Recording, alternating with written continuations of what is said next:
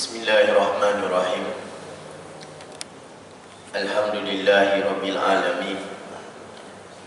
Wassalatu wassalamu ala ashrafil anbiya'i wal mursalin wa ala alihi wa sahbihi ajma'in. Qala rabbi shrah li sadri wa yassir li amri wahlul 'uqdatam min lisani yafqahu qawli. Subhanaka la ilma lana illa ma 'allamtana innaka antal alimul hakim. Wala hawla wala quwwata illa billahil aliyyil azim. Rabbi zidna ilma, amma ba'd. Assalamualaikum warahmatullahi ta'ala wabarakatuh.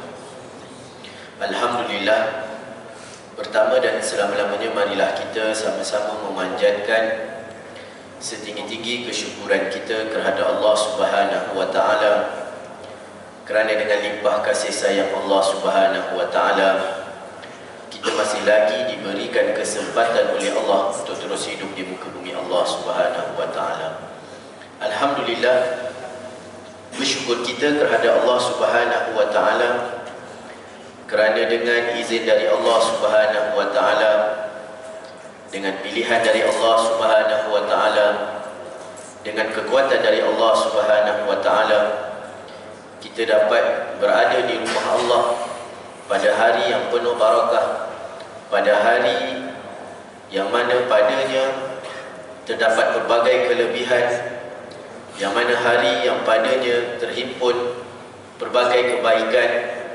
Mudah-mudahan dengan keberadaan kita di rumah Allah Subhanahu wa ta'ala ini akan menjadi satu daripada perkara-perkara kebaikan yang menarik perhatian Allah pada diri kita.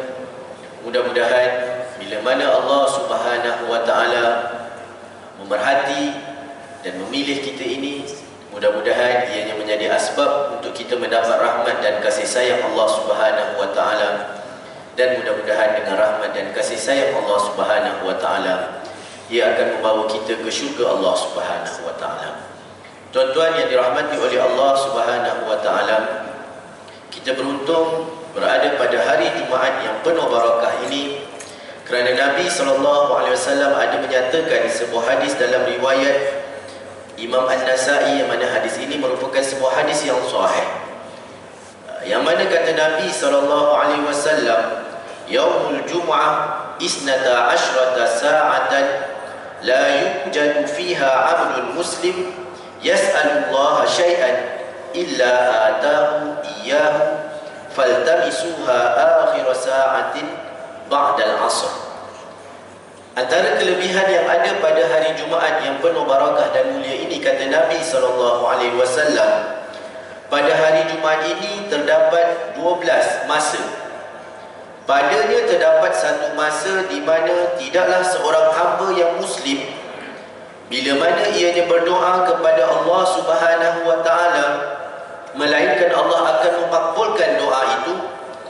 Maka kata Nabi, berusahalah mencari waktu tersebut pada waktu hujung sesudah asar.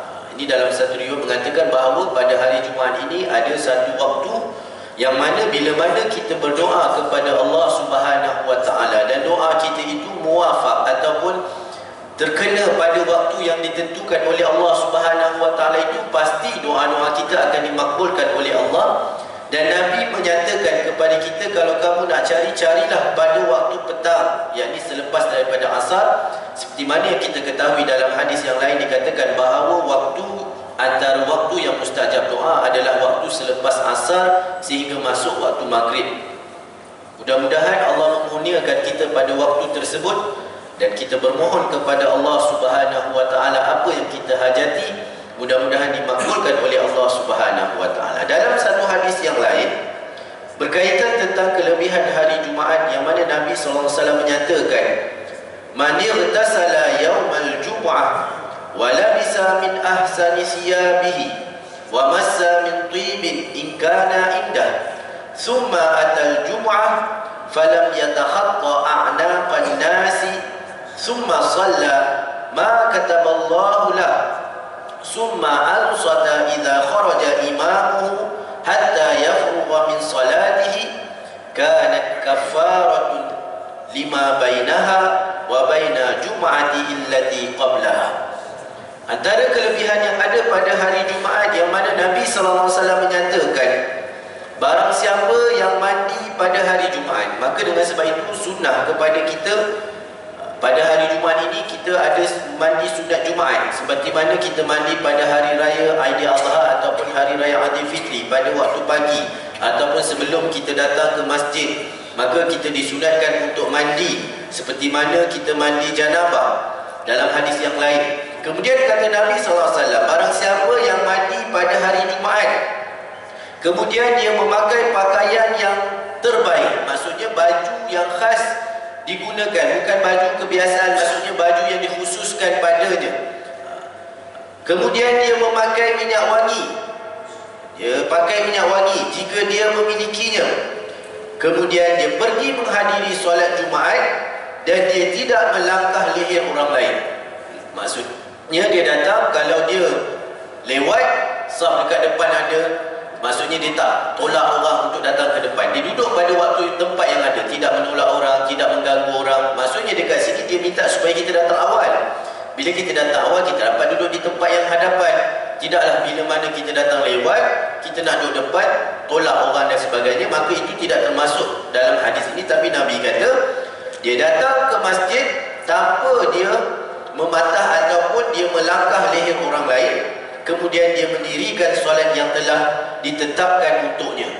Dia ditetapkan untuk kita solat 2 rakaat dan mendengar khutbah. Kemudian dia diam ketika imam keluar untuk berkhutbah. Tidak berkata-kata ketika mana imam berkhutbah. Dia juga dikias kepada perkara-perkara yang melalaikan, yang melarakan, yang boleh menghilangkan pahala Jumaat, main handset, main game, WhatsApp, kan? Tengok tak dengar, tak beri tumpuan kepada imam ketika mana menyampaikan khutbah. Kata dekat sini, kemudian dia diam ketika imam keluar untuk berkhutbah sehinggalah imam selesai solat. Maka semua itu akan menjadi kafarah ataupun penghapus kepada dosa-dosanya bagi apa yang dia lakukan di antara Jumaat tersebut dengan Jumaat yang sebelumnya. Kafaratu lima bainahuma, maksudnya al-jum'ah ila al-jum'ah kafaratu lima bainahuma. Minggu lepas kita datang solat Jumaat, sampai kepada minggu ini, dalam tempoh seminggu tu ada melakukan dosa-dosa. Dosa-dosa di sini adalah dosa-dosa kecil. Kerana dosa besar dia tidak akan terampun melainkan dengan taubat yang bersungguh-sungguh kepada Allah Subhanahu Wa Taala. Dosa-dosa kecil ni antaranya apa? Mungkin ada terlihat aurat, kan, mendengar suara yang bukan mahram sampai rasa apa-apa je lah, dosa-dosa kecil yang tidak membawa kepada dosa besar, maka dia akan terampun dengan kehadiran kita ke masjid seperti mana yang dinyatakan oleh Nabi SAW. Mudah-mudahan Allah memberikan kepada kita kelebihan-kelebihan yang dinyatakan. Kelebihan hari Jumaat ini terlalu banyak, tetapi hari ini saya buat 2 hadis sahaja kerana tajuk ataupun perbincangan yang saya nak bawa pada hari ini adalah berkaitan dengan sebuah hadis Nabi SAW berkaitan dengan hak-hak seorang Muslim kepada Muslim yang lain, yang mana pada hari ini kita lihat dah semakin nipis ataupun kikis dalam kita menjaga hak-hak seorang Muslim yang lain. Kita rasa bila mana Allah menjadikan diri kita, kita ada mulut, kita ada tangan, maka kita rasa itu adalah hak kita dan tak ada siapa boleh nak halang. Itu hak kita. Sebenarnya ada hak-hak orang lain terhadap diri kita. Antaranya apa yang dinyatakan oleh Nabi SAW daripada Abu Hurairah radhiyallahu anhu. Kata Nabi, anna Rasulullah, Abu Hurairah menyatakan bahawa kata Nabi SAW, haqqul muslim 'alal muslim khams, raddus salam wa iyadatul marid wa ittiba'ul janaiz wa ijabatud da'wah wa tashmidul 'atis, muttafaqun alaih wa fi riwayatin Muslim. Dalam satu riwayat yang lain, yang atas tadi riwayat Bukhari dan Muslim, tapi ini hanya riwayat Imam Muslim. Dia tambah, dia kata haqqul muslim sittun. Kalau atas tadi khamsun, yang bawah ni sittun. Apa dia? Iza laqitahu fasallim alaih wa iza da'aka fa'ajibhu wa iza stansahaka fansah lahu wa iza 'atasa fahamidallaha fasyammidhu wa idza marida fa'udhu wa idza mata fatba'hu. Apa maksud hadis ini? Hadis yang sangat penting dalam kita menjalani kehidupan kita sebagai seorang Muslim. Di sana ada hak-hak orang Muslim yang lain ke atas diri kita. Bukan bila mana kita hidup dekat dunia ni kita saja. Sebenarnya ada hak orang lain pada diri kita. Apa kata Nabi SAW dalam hadis riwayat Imam atau dalam riwayat Bukhari? Kata Nabi SAW, hak seorang Muslim atas Muslim yang lain ada 5. Kan? Nabi kata hak seorang Muslim pada Muslim yang lain ada 5. Yang pertama kata Nabi, menjawab salam. Yang kedua, menjenguk orang yang sakit. Yang ketiga, menghantar jenazah hingga ke perkuburan. Yang keempat, memenuhi undangan sekiranya dijemput. Dan yang kelima, mendoakan orang yang bersin. Dalam riwayat Imam Muslim ditambah satu lagi. Kata Imam Muslim dalam riwayat yang lain, hak seorang Muslim kepada Muslim yang lain ada 6. Tadi 5, kemudian yang ni dia kata ada 6. Yang pertama, jika bertemu dengannya maka ucapkanlah salam. Yang kedua, jika dia mengundangmu maka penuhilah ia. Yang ketiga, jika dia meminta nasihat kepadamu maka berilah nasihat kepadanya. Dan keempat, jika dia bersin lalu mengucapkan Alhamdulillah, maka doakanlah dia, yakni dengan mengucapkan Yarhamkumullah. Yang kelima, jika dia sakit maka ziarahlah dia. Yang keenam, jika dia meninggal dunia maka hantarkanlah jenazahnya.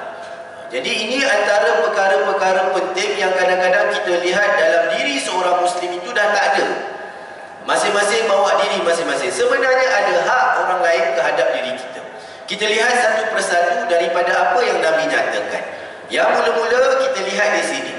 Ini uslub nubuwah. Bila mana Nabi bercakap, kebiasaannya Nabi akan mulakan dengan nombor.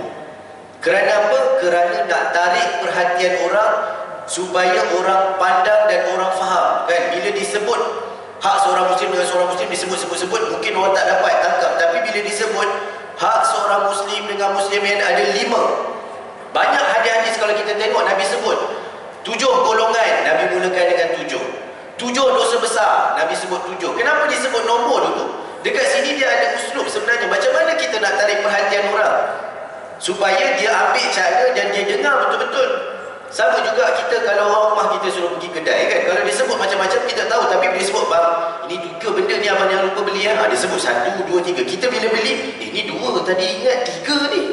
Apa satu lagi? Tapi kalau dia sebut dia macam tu, kita mungkin tak kisah, tapi bila dia sebut 3 perkara, 3 benda kena beli. Kita beli 2. Ini tadi rasa dia sebut 3. Ini baru 2. Apa satu lagi? Nampak? Ini uslub bila mana Nabi mengajar, Nabi bercakap. Begitu juga dengan kita. Kan? Cakap banyak-banyak, kadang orang susah nak faham, tapi kita sebut ini 5 perkara. Orang pakai 5. Kadang-kadang kita nak tahu orang tu betul ambil perhatian ataupun tidak, kita cuba berhenti dekat keempat. Dia kata, Ustaz, tadi sebut 5. Ni kenapa 4? Maksudnya dia dengar ni, dia ambil perhatian.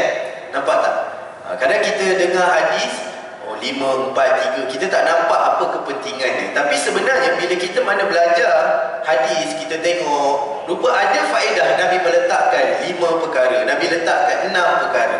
Antara orang yang banyak menulis dengan meletakkan nombor ini, yang kalau saya perhatikan adalah Tun Dr. Mahathir. Tengok dalam penulisannya, dia akan buat nombor pada poin. Walaupun dia bercerita, tapi dia letakkan poin. Dia tak tulis banyak-banyak, tapi kalau buka lah cek date ke apa kan, dia akan letak nombor. Yang pertama apa dia? Sekian, sekian, sekian. Nombor 2 apa? Dan mudah bagi orang nak cerita. Saya rasa poin yang ketiga, dia tak akan cerita banyak-banyak. Okey, orang terus tengok nombor 3, nombor 4. Itu uslub nubuwah, cara Nabi. Bila mana Nabi bercakap, Nabi nak tarik perhatian para sahabat, Nabi nak nampakkan benda itu penting, maka Nabi akan letakkan nombor di hadapan sebagai nak tarik perhatian orang, supaya orang memerhati, supaya orang mendengar, supaya orang mengambil berat tentang perkara tersebut. Jadi Nabi kata, Nabi mulakan, Nabi kata, hak Hak seorang Muslim dengan seorang yang Muslim yang lain ada 5. Ini kita sesama Muslim, bukan hak insani, hanya kepada orang Islam. Yang pertama apa dia kata Nabi? Menjawab salam. Sebab tu salam ini satu benda yang sangat besar dalam kehidupan umat Islam. Nabi SAW bila mana berhijrah daripada kota Mekah ke kota Madinah, sampai dekat Madinah perkara bila mana Nabi bertemu dengan orang-orang Ansar, Nabi cakap afshus salam. Nabi kata sebarkan salam. Kan? Sebarkan salam. Ini antara ucapan yang mana diberikan ucapan oleh malaikat kepada orang yang meninggal dunia dalam keadaan yang baik.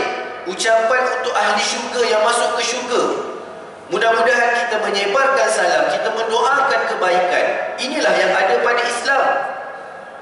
Jumpa je, moga kamu berada dalam keadaan yang sejahtera. Assalamualaikum. Hebat Islam, kita doakan kesejahteraan orang lain. Kan?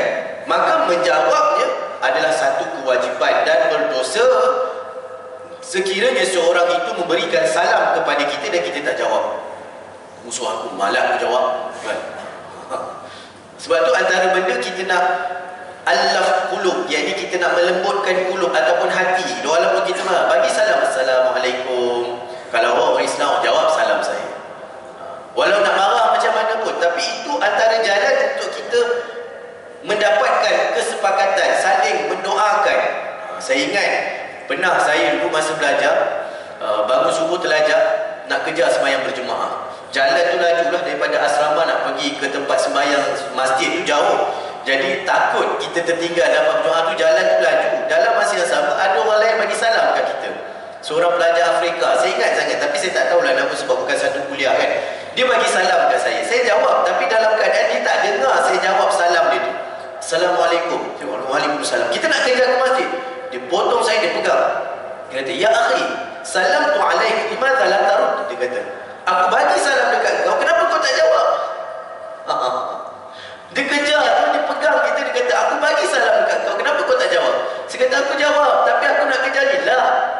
Sebab dalam Al-Quran ada menyatakan bila ada orang beri salam dekat kita, kita jawab dengan yang sama padanya ataupun lebih baik daripadanya. Sebab tu kalau orang bagi salam, kita Assalamualaikum, kita jawab Waalaikumsalam, itu dah wajib, maksudnya dah lepas. Tetapi dalam Al-Quran mengatakan lebih baik daripadanya dengan kita mengatakan Waalaikumsalam warahmatullah. Nak baik lagi wabarakatuh. Dia bagi salam sejahtera ke atas kamu, kita balas kat dia, ke atas kamu juga sejahtera, rahmat Allah dan keberkatan daripada Allah. Sebab tu kadang-kadang yang mubalaghah lebih pula, kadang-kadang para masyayikh tambah lagi wa maghfiratuh. Waalaikumsalam warahmatullahi wabarakatuh wa maghfiratuh. Wa maghfiratuh dengan keampunan Allah kepada kamu. Allahu Akbar. Hebatnya agama kita. Saling mendoakan kepada kebaikan. Tapi sekarang ni dah tak ada. Sekarang kita bagi salam, kita tak kenal, kita bagi salam. Assalamualaikum di pandang atas bawah. Kenapa ya? Kita pernah kenal ke? Pernah berjumpa ke? Kan? Dia pelik, dia tengok kita atas bawah, kita pernah kenal ke? Kadang kita tidaklah kenal, tapi kan sama Muslim, bagi salam. Kalau kita dekat Malaysia ni mudah nak bagi salam, kita tengok ada tanda-tanda. Tapi kalau di negara Arab, terutamanya kalau Mesir, sukar sikit. Sebab ada yang bukan Muslim, terutamanya ada Kristian yang kadang-kadang kita tak perasan. Sebab tu kalau tuan-tuan pergi ke Mesir, budak-budak Arab dia akan tengok dulu macam tu. Dia nak tengok tangan kita. Sebab biasanya Kristian dia ada salib dekat sini. Dia suruh tu kita buka, dia tengok, baru dia.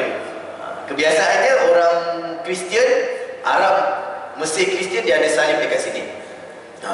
Laki ke perempuan, sukar kita nak bezakan. Sebab kadang-kadang dengan pemakaian ni sama je macam Arab yang lain. Muka Arab tu sama juga. Sebab tu masa mula-mula saya datang ke Mesir, kita tersalah beli ayam dekat kedai orang Kristian. Sebab dia betul, dia tahu bila kita beli ayam dekat dia, sebab sana sistem dia beli ayam hidup. Kita ambil dulu, pilih ayam yang hidup tu, dia timbang dulu baru dia sembelih. Masa sembelih tu dia baca Bismillah. Sebab tu harus kita makan penyembelihan ahli kitab bila mana dia menyebut nama Allah ketika dia sembelih. Tapi bila lama-lama abang-abang sini tanya, kau beli ayam kat mana? Dekat sini ni. Itu Kristian tu, kita masuk dalam dia rupanya ada Jesus dia. Tapi masa sembelih dia menyebut Bismillah. Bila dia sebut Bismillah, kita tanya para masyayikh, selagi mana ahli kitab Yahudi ataupun Nasrani menyembelih binatang dengan menyebut nama Allah, bukan dengan nama Jesus ke apa ke, maka ketika itu harus untuk kita makan penyembelihan ini. Jadi yang pertama, menyebarkan salam, menjawab salam wajib kepada kita. Itu hak seorang muslim kepada seorang muslim yang lain. Kemudian yang kedua, kata Nabi SAW, menjenguk orang yang sakit. Dengar khabar berita kawan-kawan kita tak sihat, pergi jenguk, ziarah. Kat situ kena belajar lah adab-adab ziarah. Tetapi sebenarnya bila mana kita pergi menziarahi orang yang sakit, dia sebenarnya telah meringankan beban kesakitan orang tersebut. Dia akan rasa ada orang yang menghargai dia, ada orang yang ambil berat tentang dia. Sebab tu kelebihan ziarah orang sakit ni sangat besar. Satu langkah kita pergi menziarahi orang sakit, malaikat mendoakan kebaikan untuk kita. Sebab tu penting bagi kita, dan dia merupakan satu pengerat silaturahim, kan? Dia ada adab yang tertentu, tapi ia adalah hak, dan boleh dia nak terasa aku sakit kau tak datang pun ziarah. Boleh, sebab itu hak dia kepada orang yang lain. Maka dengan sebab itu sangat penting kepada kita cakna kepada orang-orang yang terdekat dengan kita, terutamanya saudara mara kita, adik-beradik kita. Ya, dia akan terasa. Kan, saya dulu kena COVID, terkurung dalam rumah. Adik-beradik seorang pun tak tanya. Tapi kita tak adalah minta, tapi hati tu aku, kan, cakap kat mak dia nanti, bukanlah apa, tapi maksudnya kadang kita dah macam tu, tapi bila kita ada orang lain ambil berat tentang kita, sekurang-kurangnya tekanan tu dia akan rasa terlepas. Sebab tu Islam sangat mementingkan ziarah, pergi ziarah orang sakit. Banyak sangat hikmah dia. Kita dapat tengok betapa hebatnya Allah memberi kita kesihatan, sedang di sana ada orang yang sakit. Saya nampak sangat hikmah ziarah orang sakit ni. Kadang-kadang kita tengok, Allahu Akbar. Macam saya pernah bagi tahu, kan, kita kencing sebelum ni kita tak sedar pun itu satu nikmat besar daripada Allah. Bila kita ziarah orang yang tertahan kencing dia, saya ziarah ada seorang makcik ni, dia kena masa tu batu karang ke apa, tertahan kencing dia. Dia dapat kencing setitis. Bertepatan dengan hari saya ziarah dia tu, dia kata Alhamdulillah Asri, menangis. Umi hari ni dapat kencing setitik. Asri datang ni, Umi kencing tadi, setitik, menangis. Ya Allah, nikmatnya kencing, kan? Bagi orang yang tak boleh kencing baru kita tahu. Sebab apa? Sebab bila mana dia tertahan benda tu, kita tengok banyak. Maha suci Allah yang maha hebat. Sebab tu menziarahi orang sakit ini merupakan satu hak seorang muslim kepada seorang muslim yang lain, dan kelebihannya terlalu banyak, ada pendetilan dia, kan? Ada adab dia. Kemudian yang ketiga, kata Nabi, menghantar jenazahnya sekiranya dia meninggal dunia. Ini kadang-kadang kita buat tak tahu, kadang kita tak ambil berat. Hantar jenazah itu adalah penghormatan kita yang terakhir kepada orang yang kita kenal, kepada orang yang kita sayang, kepada orang yang pernah berukhuwah dengan kita. Cuba cari masa, kan? Kalau jauh tu mungkin tidak, tapi kalau dekat dan mampu untuk kita pergi, paling kurang sembahyang ke atas jenazah dia. Orang yang sembahyang ke atas satu jenazah dapat satu qirat. Dan siapa yang sembahyang ke atas jenazah dan hantar jenazah hingga ke perkuburan, dia dapat 2 qirat. Sahabat-sahabat tak faham qirat tu apa. Dia tanya, ya Rasulullah, qirat ni apa ya Rasulullah? Duk cerita qirat-qirat ni kami tak faham. Maka Nabi kata, sebab masa tu Nabi dekat dengan para sahabat, dan di Madinah ada satu banjaran yang dinamakan Banjaran Uhud. Dan Banjaran Uhud ini merupakan pasak bagi kota Madinah. Kalau sebut Uhud semua orang tahu. Maka Nabi kata qirat itu besarnya umpama Banjaran Uhud, bahkan lebih besar daripada Uhud. Itu kelebihan bagi orang yang mendirikan solat ke atas satu jenazah. Kadang-kadang kita sedih kat sini, kan, bila ada jenazah yang disembayangkan, ada jenazah yang nak diuruskan, orang lebih suka duduk lepak-lepak kat luar. Dah solat dah jenazah, apa yang ditunggu tak tahu. Sebenarnya yang sembahyang jenazah ni yang kita nak. Bila tahu tentang kelebihan jenazah ni, anak-anak saya pun pergi sembahyang mana-mana masjid. Kadang masjid Bandar Seri Putra, kan, ada banyak kadang orang datang sembahyang jenazah kat sini. Dia tak nak balik. Kita tunggulah lepas sembahyang jenazah. Bukan senang nak dapat. Walaupun bukan ahli keluarga kita, kan, kadang-kadang kita pergi mana-mana nak sembahyang Zuhur, pergi. Tunggu dulu sembahyang jenazah dulu. Anak saya yang suruh sembahyang. Kadang umi dia bersama. Saya susah nak dapat, ni ada peluang ni, sembahyang jenazah dulu. Walaupun bukan keluarga kita. Tak nak ikut ke kubur tu tak apa, tapi ambil dulu. Tapi lebih baiknya hantar ke perkuburan. Benda ni yang kadang-kadang orang tak tahu tentang kelebihan menguruskan jenazah, mandikan jenazah, angkat jenazah, turun ke perkuburan itu. Semua ada kelebihan-kelebihan yang besar di sisi Allah Subhanahu Wa Taala. Sebab tu kalau tuan-tuan berpeluang pergi ke Mekah, ke Madinah, kan, kadang-kadang tengok kenapa orang Arab ni sibuk berebut-rebut, dapat sekejap pun jadilah. Kerana di sana ada tuntutan-tuntutan dalam pengurusan jenazah. Kau tak dapat pergi ke Baqi' tengok kubur. Dia tak dapat turun, tapi dia dapat campakkan pasir tanah pun dia akan buat. Kerana itu ada kelebihannya dalam kita menguruskan jenazah sebagai penghormatan kita kepada saudara kita yang lain. Dan satu jenazah sekiranya dia disembayangkan oleh 40 orang yang beriman dalam sebuah hadis yang sahih, wajib bagi Allah memberikan syafaat kepada jenazah tersebut. Orang yang kita sayang kalau boleh makin ramai yang solat, makin ramai, itu adalah lebih baik. Dan antara tanda-tanda jenazah yang disukai, yang dicintai oleh Allah, ramainya orang yang solat ke atasnya dan mendoakan dia. Bukan solat tu kita nak doa. Dalam solat tu ada doa kan, Allahumma gfir lahu warhamhu wa'afihi wa'fu anhu wa akrim nuzulahu. Mendoakan dia, minta ampun kepada dia. Maka jangan tinggal. Dengar mana-mana ada, tinggalkan dulu kerja-kerja yang tak penting, kecuali kalau terpaksa. Paling kurang datang solatkan jenazah, tak nak ke kuburan tu, tak apalah, mungkin makan masa yang panjang. Paling kurang solatkan jenazah, itu dah memadai untuk kita mengambil hak yang ketiga, iaitu menghantar jenazah. Yang keempat, memenuhi undangan. Memenuhi undangan ni maksudnya kalau ada jemputan. Haji, dah tahu mas saya buat akikah anak saya ni. Bila dia jemput secara personal macam tu, wajib kita pergi. Yang lebih wajib adalah walimatul urus. Walimatul urus iaitu kenduri perkahwinan lebih wajib, dan di sana ada syarat-syarat tertentu. Antaranya dalam undangan tersebut tidak ada perkara-perkara maksiat yang dilakukan, dan juga tidak ada perbezaan darajat. Kalau ada perbezaan darajat, ini untuk VVIP, ini untuk sekian-sekian, harus untuk kita tidak pergi. Itu ada dalam bab menghadiri walimah lah. Tetapi bila mana ada walimah yang dijemput, wajib kita datang. Kalau tak boleh datang, bagi tahu. Sebab tu ada kadang-kadang bertembung, kita datang malam ataupun WhatsApp, minta maaf tuan, saya ni sekian-sekian. Bagi tahu dulu kepada orang yang kita dijemput, kita sekurang-kurangnya dia tahu ketidakhadiran kita. Kita nampak benda tu simple. Sebenarnya tuan rumah dia tengok, dia perhati siapa yang datang keduri aku, siapa yang tak datang. Orang ni, saya dulu tak perasan, tapi bila dia tengok orang tu sembang, dia ni keduri aku sekali pun dia tak pernah datang. Kan? Betul. Dia tengok. Kadang-kadang dia perhati. Yang ini kita kena. Keduri kita dia tak pernah miss. Keduri dia wajib kita datang. Tak bolehlah pilih gitu. Tapi maksudnya nak kata, bila mana ada jemputan ini, tuan rumah ni dia berharap untuk orang datang pada apa yang dia jemput. Kan? Apa lagi kalau dah berjanji tapi tak datang. Kadang kesian, kat sana ada penyediaan makanan, pembaziran, pengharapan. Maka kita menggembirakan orang, kita memenuhi undangan orang. Maka itu adalah satu hak seorang Muslim kepada seorang Muslim yang lain. Kemudian yang kelima, mendoakan orang yang bersin. Ini kurang kat negara kita. Kadang orang bersin, dia sebut Alhamdulillah senyap je. Kan? Tapi dia ada syarat dia. Kalau dekat bawah ni dia sebut dalam yang 6 tu, nanti kita baca. Kan?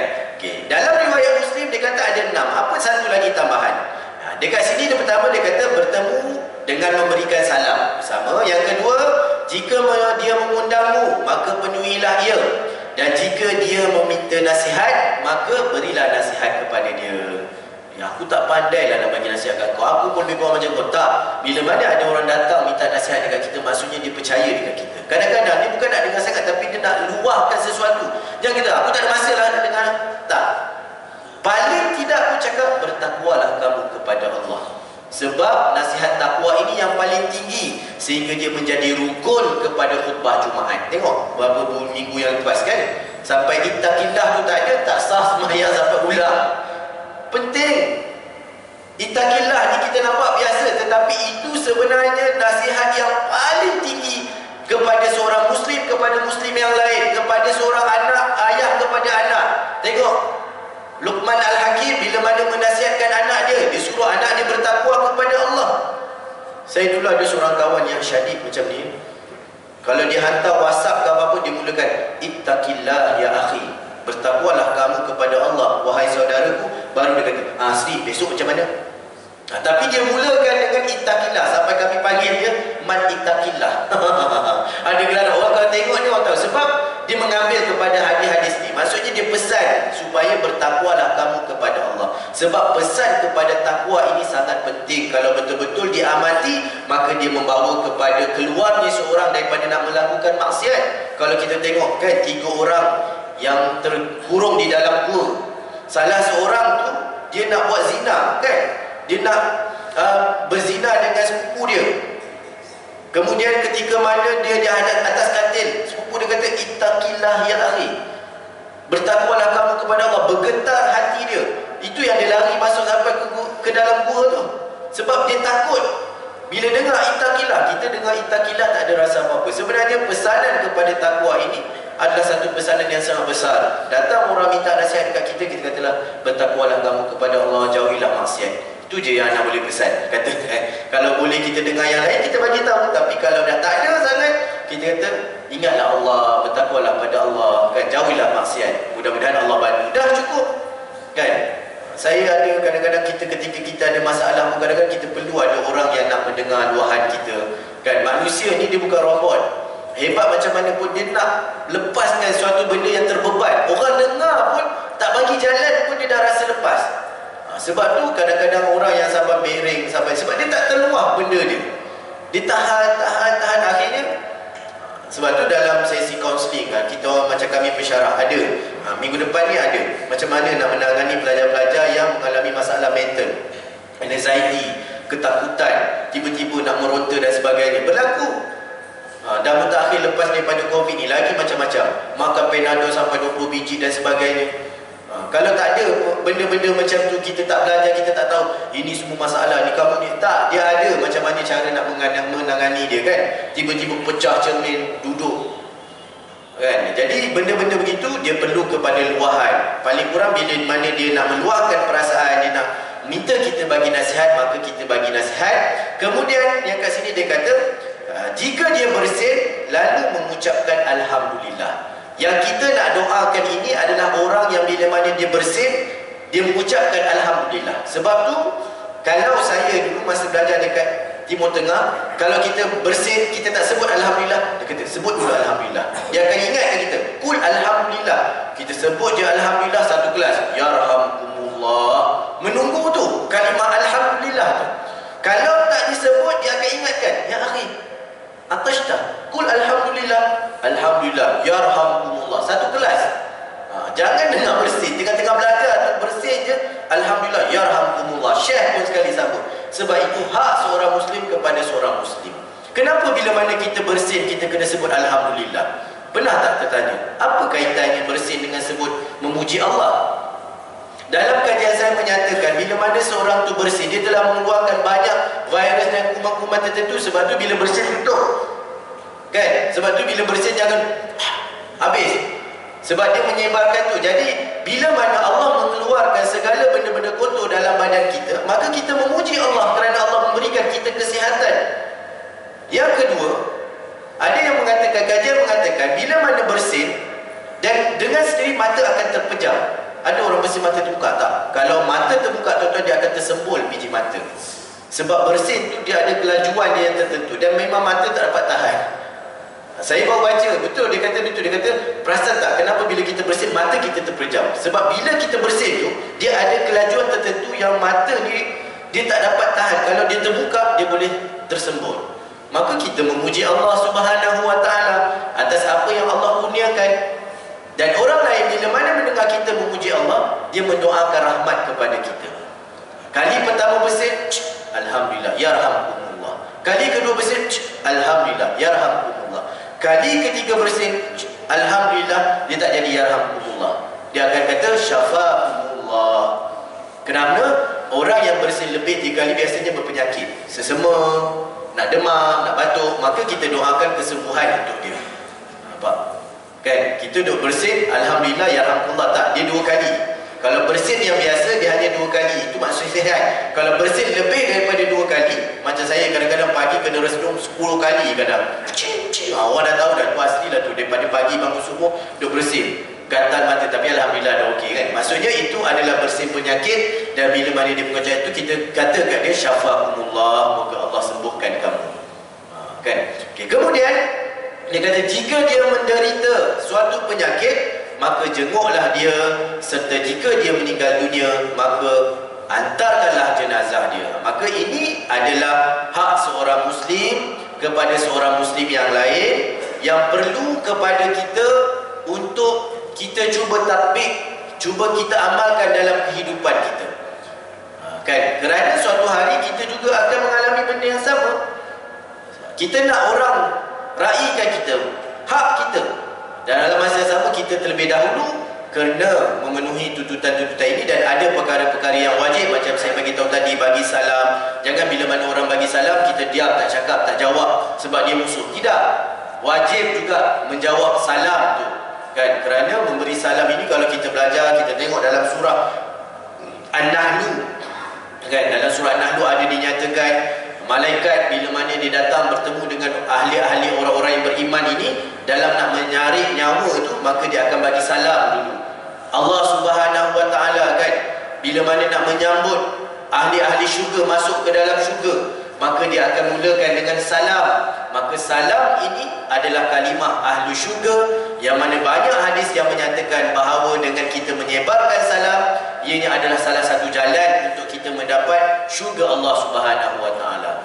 Dia kena berlumba-lumba. Sebab tu Abu Bakar, Sayyidina Umar sering kalah dengan Abu Bakar. Datang mengadu dekat Rasulullah, "Ya Rasulullah, aku ni dengan Abu Bakar tak pernah menang. Kalau jumpa dia dulu bagi salam. Dia dulu angkat tangan salam." Kan? Asal nak ni memang tak pernah. Dan dia menyangkakan dia akan menang dengan Abu Bakar. Waktu bila mana Nabi kata, siapa yang ada harta, korbankan harta kalian. Umar korbankan separuh daripada harta yang dia kata, kali ni aku boleh menang. Sekali bila mana pengorbanan Abu Bakar As-Siddiq, aku berikan seluruh harta yang aku ada. Nabi tanya, apa yang kamu tinggalkan? Untuk anak dan keluargamu? Aku tinggalkan Allah dan Rasulnya. Betul lah, Abu Bakar ni memang tidak boleh dikalahkan. Maha suci Allah yang maha hebat. Jadi mudah-mudahan apa yang kita kongsikan pada hari Jumaat yang penuh barakah ini, walaupun nampak simple tapi benda yang besar yang boleh kita amalkan dalam kehidupan kita. Mudah-mudahan bila mana kita mengamalkan hadis-hadis Rasulullah SAW, maka kita akan mendapat rahmat daripada Allah, mendapat ketenangan daripada Allah. Mudah-mudahan Allah merahmati kehidupan kita. Jadi sekadar itu kita tanggung dengan kafaratul majlis. Subhanakallahumma bihamdik, asyhadu an la ilaha illa anta, astaghfiruka wa atubu ilaik. Wassallallahu ala sayyidina Muhammad walhamdulillahi rabbil alamin.